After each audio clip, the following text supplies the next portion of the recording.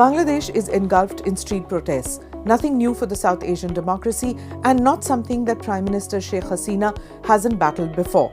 Universities are shut, mobile internet has been blocked, and protesters have set a TV station on fire. At the time of filing this report, 39 people have lost their lives. All of this is due to a quota system for government jobs in Bangladesh. What triggered the protests? Who gets quota for government jobs? And why are the students angry? What has been the government's response? This is Quick Take, your quick guide. I'm Smita Prakash.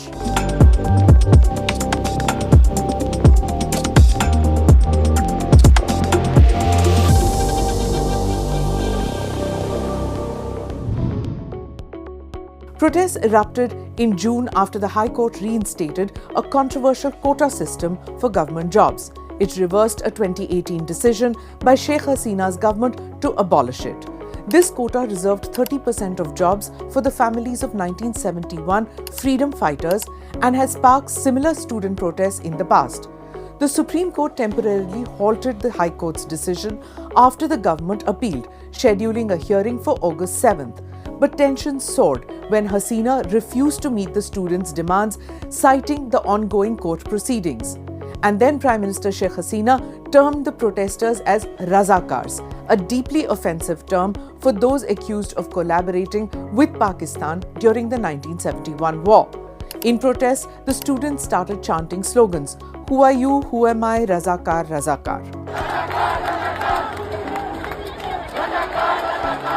The Bangladesh quota system. The quota system started soon after independence, that is in 1972, and has changed many times since then.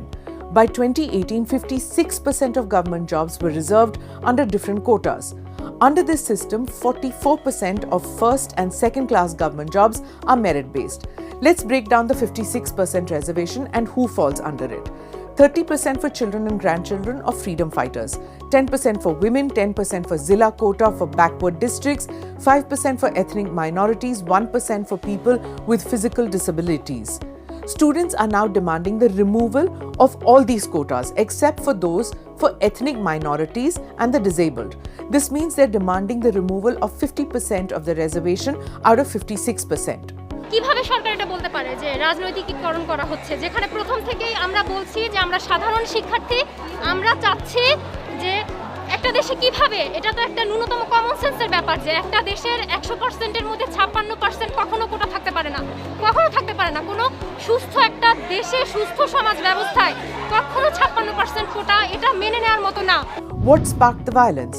The protests turned violent this week following clashes between thousands of anti-quota demonstrators and members of the Bangladesh Chhatra League, the student wing of PM Hasina's Awami League party.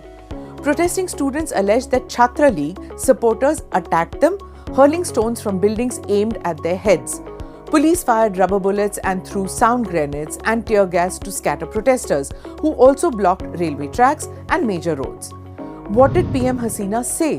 These protests are the first major challenge to Hasina's government since she secured her fourth consecutive term in January.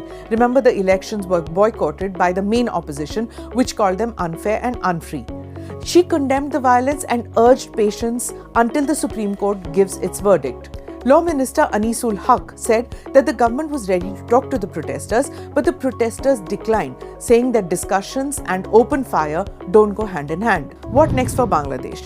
Experts say the unrest in Dhaka is also due to stagnant job growth in the private sector, making public sector jobs with their regular wage hikes and privileges highly attractive.